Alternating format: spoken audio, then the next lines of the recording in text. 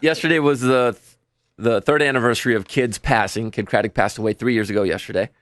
And I kept trying to write a letter to him. Because that's what I lost my uncle when I was 18, and that was like my father figure. Then Kidd came in. He was like a father figure to me as well. And I write letters to those two men in my life every anniversary of their death.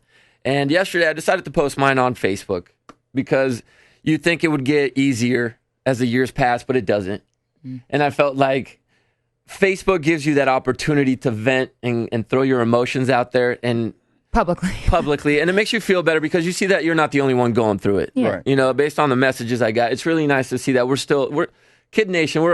We're a family. Yeah, and it's real cool to see that this helped some people and that people are still hurting as much as we are. Kidd taught me, like he made me open up about my biological father on air, which was extremely tough. There were tears on that, and he always told me, if you feel something, this is a job where you have the podium and the soapbox to step up and talk about your feelings, and you have a huge support system. Right. So I wrote this letter to Kidd, and I posted it on my Facebook yesterday, and of course, White Cheddar hits me up. He's like, hey, dude, I need you to read that tomorrow. Kidd would have wanted that. Yeah. Sure. And I told him, I'm like, man, I don't know if I can do this because I cried. I was crying while I wrote this. I was like, dude, I don't know if I can do it. And he goes, JC, you can do it. So I'm going to attempt to do this. You can do it. We're here for you. And this is the letter I wrote to Kidd with the Kidd Kraddick music in the background. Dear Kidd, I wanted to write this last night. I couldn't. I tried to start at work. I couldn't. Every time I started to type, tears filled my eyes. It's actually happening right now. I can't describe the emotions. It's like being shot back in time and remembering every single little detail about today. I figured it would get easier because they say time heals. Well, I may need a little more time. We're not supposed to lose close friends so young. It's not natural. It's much tougher because you were more than a friend to me. These last 3 years gave me time to think. Really think. Everything I did since the day you hired me was done with the intention of making you proud. To prove to you that you made the right choice when you plucked me out and brought me into your world. You're the first person I called when I got taken advantage of at a car dealership after moving out here. You fixed it for me. You were the first person I told I wanted to propose to my wife. You helped me find the ring, and we came up with my proposal. Kelly didn't like that. Well, because he wouldn't let you tell us. You were the first person I called when I found out I was going to be a father, because I needed advice. Sorry, Al. It's all good, though. You were the first person I called when I decided I was ready to buy a home. You were the greatest writing partner I ever had. You were tough, very tough, but you were fair. I needed that in my 20s because I was essentially still a kid. But unlike others in my past, you didn't give up on me. Instead, you decided to coach. You rehabbed my confidence. You taught me not to care what others thought and to do the right thing. Most importantly, you made me believe in myself.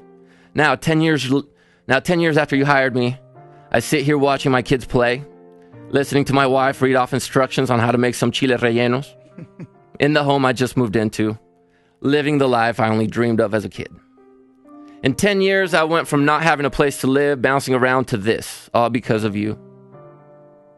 I wish you were here to play with my kids. I wish you were here so that we could still jam out at your house. Probably not as often because I live the burb life now. I do know that you are here in spirit. We all feel it. From the moment we wake up, to walking into the studio, to the drive home, to the moment we go to sleep, everyone really misses you. And having Caroline in studio with us has been great because she's you in a female body. Her mannerisms, her quirkiness, the way her brain is always coming up with out of left field material, she is you. We're still going. We will keep going for you because you deserve the best. You deserve to be eternally remembered. I love you, Kidd.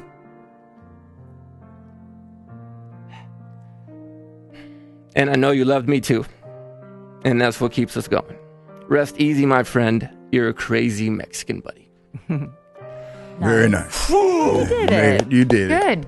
Uh-oh, here comes Caroline. Uh-oh. Here comes I almost freaking made it. You made it, dude. That was beautiful. That was beautiful. Thanks for sharing that with us. No, thank you guys for listening. And thank you, KiddNation, for being there for us. Caroline, thank you for... so good. I'm How so are you proud doing? Of I'm okay. How You've been was in good yesterday? spirits lately. You said you've been I'm feeling happy. good? I mean, it's just the thing that everyone's been like, oh my gosh, I know it's a hard day for you, but like every day is a hard day for me. I miss Exactly. him. I don't miss him anymore On this day. on this day than I do every yesterday. day. I miss Yeah. him every single day. Right. Stop looking at me with those tears. I'm going to start Oh, crying they're now. gone. He's so sweet. No, it's like Kelly cooked some onions for her breakfast. Yeah. Yes. Big onion lover over So here. Sweating from Those his are eyes. acceptable boy tears. So Those many are onions. acceptable boy Oh, tears. yeah. Damn onions in here.